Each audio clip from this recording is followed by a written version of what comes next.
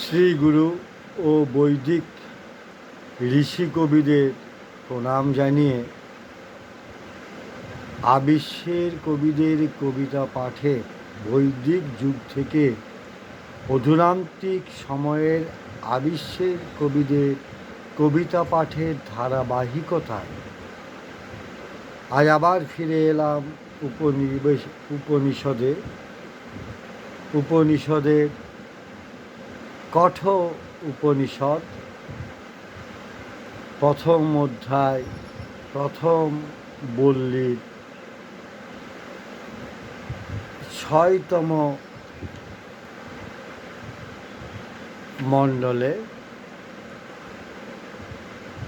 বৈদিক ঋষি কবিদের প্রণাম।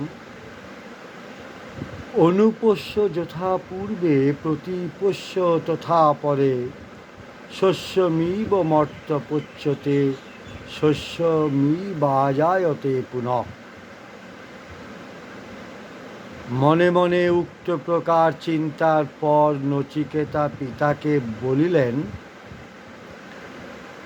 আপনার পূর্বপুরুষগণ কিরূপ আচরণ করিয়াছেন তাহা চিন্তা করিয়া দেখুন। বর্তমান কালে সাধু সজ্জনগণ কিরূপ আচরণ করেন তাহাও বিচার করুন। বিচার করিয়া তাহাদের আচরণ অনুসরণ করাই আপনার কর্তব্য।